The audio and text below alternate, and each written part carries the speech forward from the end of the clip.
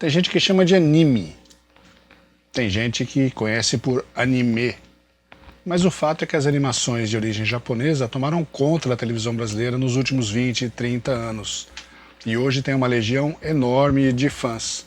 Mas os mais antigos sabem que esse tipo de invasão aconteceu bem antes. E é sobre isso que a gente vai falar nesse Top 10 alguma coisa.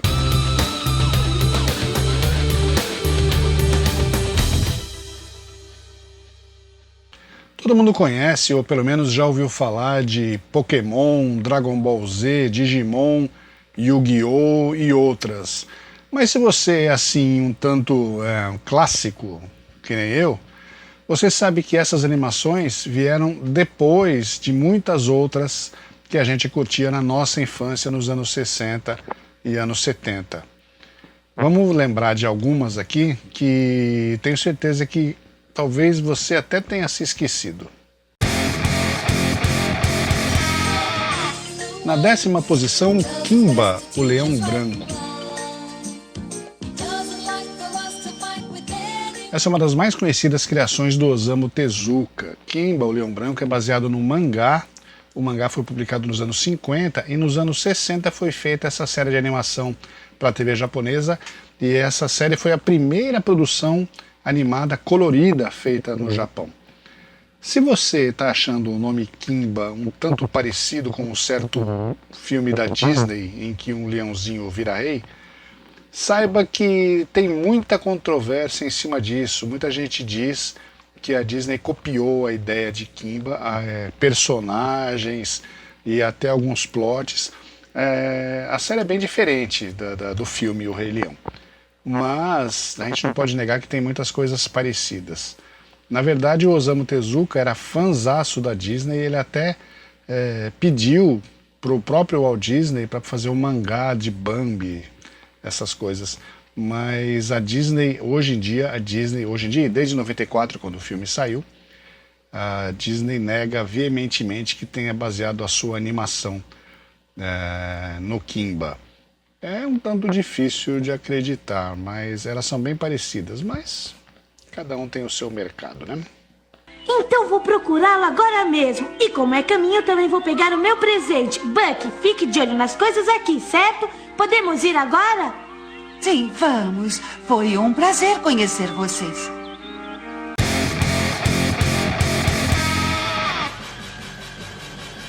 Número 9, Tarô Kid. Essa é mais uma animação que veio de mangá. Aliás, a maioria das animações japonesas tiveram sua origem nos quadrinhos, nos mangás, né? Essa aí, ela é uma espécie de desenho de espionagem. Ele era um pouco menos infantil do que a grande maioria dos outros desenhos, e ela falava de agentes secretos, que aqui receberam nomes de As de Espadas, As de Paus, As de Ouros e As de Copas.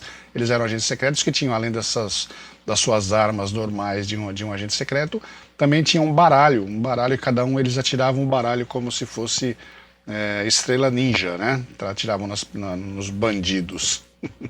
Numa outra dublagem aqui na época dos anos 70 no Brasil, o Tarô Kid recebeu o nome de As de Espadas. Então, se você se lembra de um desenho chamado As de Espadas, e se você se lembra de um desenho chamado Tarô Kid, na verdade são a mesma coisa, só com dublagens diferentes.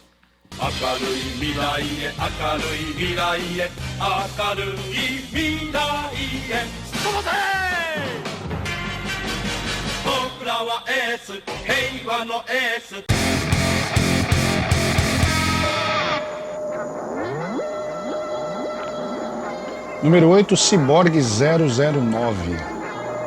Essa teve 3 séries para TV, 3 longa-metragens animados para o cinema e até uma série novíssima, que está disponível no Netflix hoje em dia. Mas a original mesmo é de 1968. São 9 agentes biônicos, cada um com poderes especiais para defender nosso planeta das mais variadas ameaças, desde invasores espaciais até terroristas. O agente principal, que é o 009 do título, ele tem super força e super velocidade. Todos eles são ciborgues, ou seja, humanos com partes mecânicas.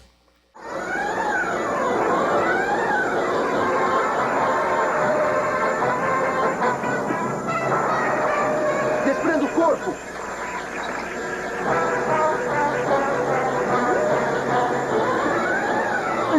avançando! Ele vai nos destruir! Depressa! Preparem-se para abandonar a nave! Número 7, O Oitavo Homem. O Oitavo Homem é um androide construído em cima do corpo de um policial morto. Você já deve ter visto isso em algum lugar, o Robocop deve ter bebido certamente nessa fonte. O desenho é de 1965, mas esse não foi baseado em mangás, na verdade era quadrinhos, mas ele saía tiras diárias num jornal do Japão. Quando o Oitavo Homem ficava fraco, ele, olha só, fumava um cigarro de energia para recompor as suas forças. Hoje em dia isso seria impensável. Mas quem é este homem? Esse é o Oitavo Homem. Já que me descobriu e como não tenho outro remédio, o Oitavo Homem fará com que fracasse o seu plano. O que está dizendo? Você me venceu uma vez, mas agora vai ter o que merece.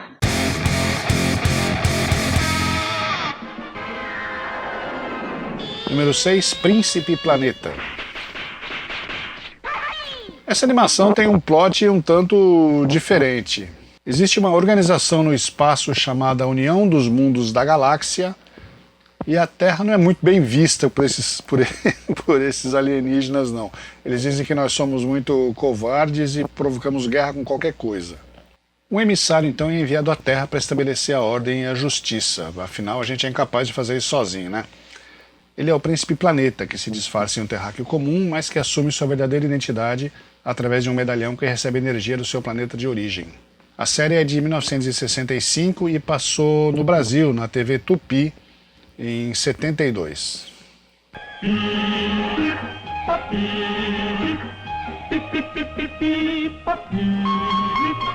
Dona Pequina, desde que temor, canto hasta debatente a razão.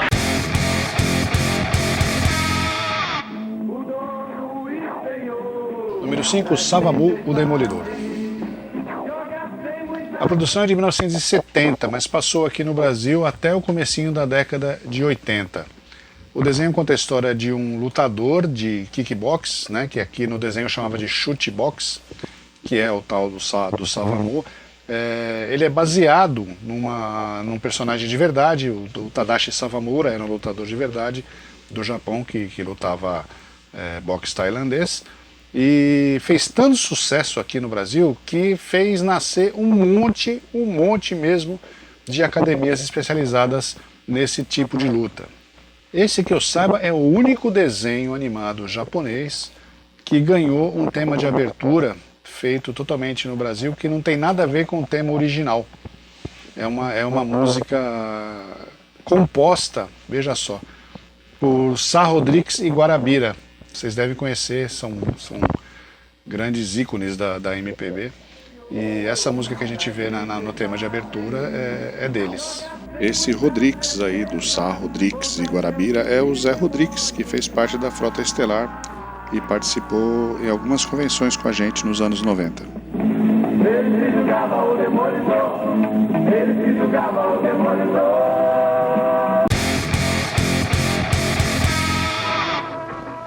Número 4, Zoran, o Garoto do Espaço.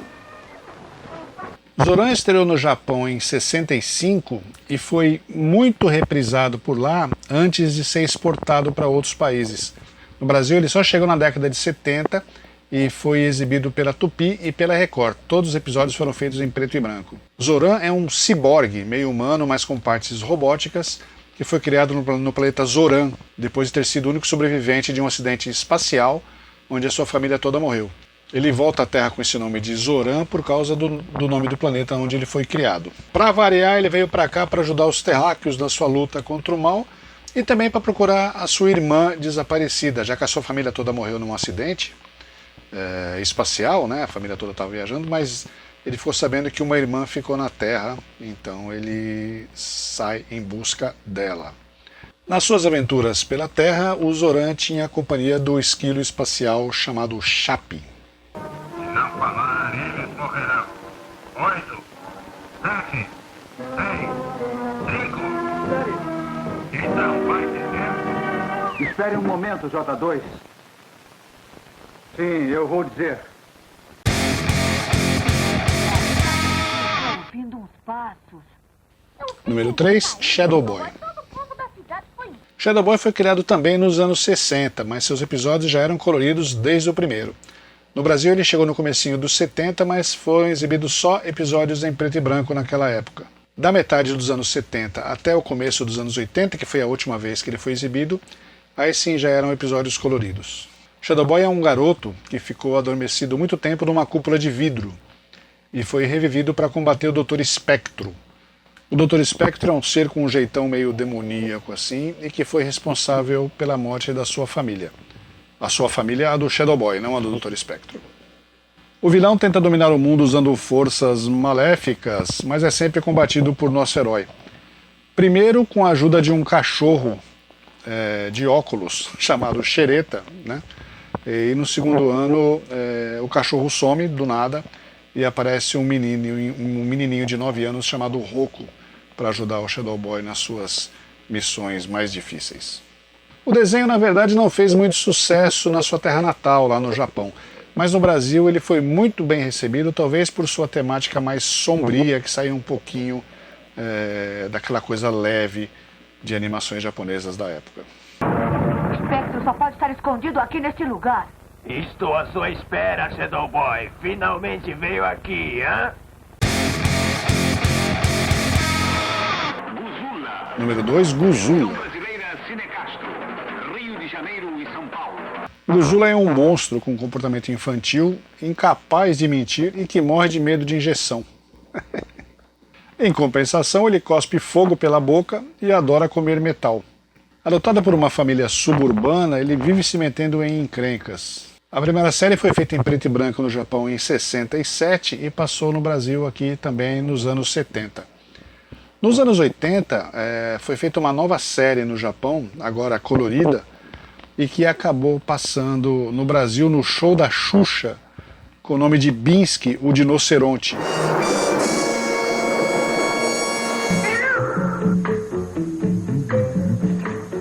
Não comecei não, isso é do cenário, Binsky! A gente tá trabalhando aqui pra ganhar um dinheirinho, você tem que fazer o seu trabalho! Se você deixar o papai contente, eu tenho certeza que você vai ficar em casa! Bom, antes da número 1, vou mostrar algumas menções honrosas, porque existem muitas séries legais de animação japonesa daquela época e são bem mais do que o nosso limite de top 10 aqui. Então vamos ver algumas menções honrosas.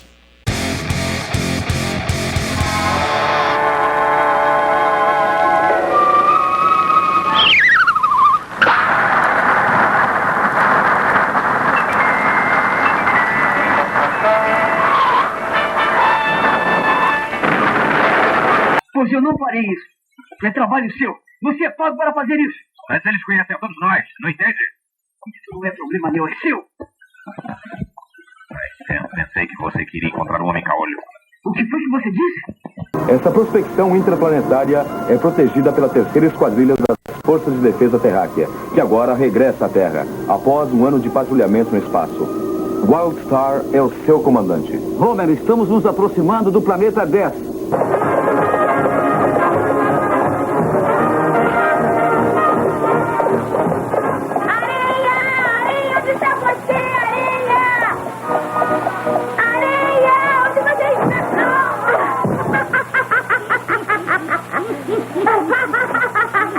Areia, por favor! Quer brigar comigo outra vez? Muito bem, espelho!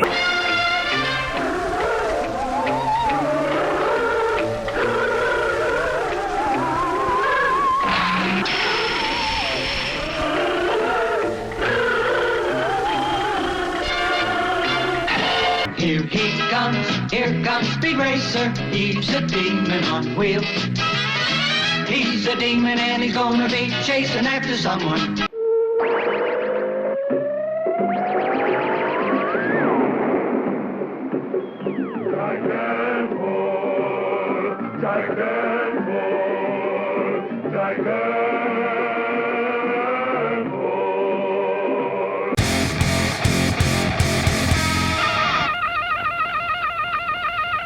Número 1, Super Dynamo. Puxa, como eles são rápidos! Mitsu é um garoto normal do Japão dos anos 60. Gosta de bolinhos de arroz, gosta de jogar beisebol, vai à escola, até que um alienígena de formato humanoide o convida para integrar um esquadrão de combate ao crime, o Esquadrão dos Super Dínamos. Para isso, ele recebe um kit com uma máscara, uma capa e um emblema. A máscara é para disfarçar a identidade dele, a capa dá a ele o poder de voar e super força, e o emblema, além de ser um comunicador, também permite que ele respire embaixo d'água. O kit também inclui um boneco chamado Robocópia, que assume a forma de quem lhe aperta o nariz, e assim assumir as responsabilidades do seu dono enquanto este sai em missão. Além do Mitsu, que é o Super Dínamo número 1, tem um macaquinho, que é o número 2, chamado de Bob. A número 3 é uma menina chamada Parco, e a gente nunca sabe a identidade dela, nunca mostra ela sem a máscara. E o número 4 é um garoto gordinho chamado Parian.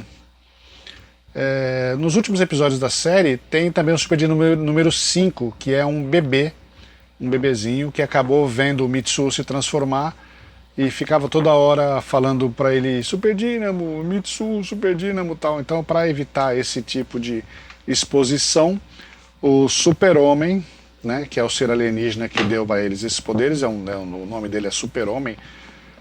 Não deveria, né? No original não é Super-Homem. O cara aqui tá para confundir, ficou Super-Homem. Mas ele é chamado aqui para nós de Super-Homem. Deu ao menininho o Super Dínamo número 5. Ele passou a ser o Super Dínamo número 5. A série é muito engraçada e muito disso se deve à dublagem brasileira da Cine Castro, que ficou excelente.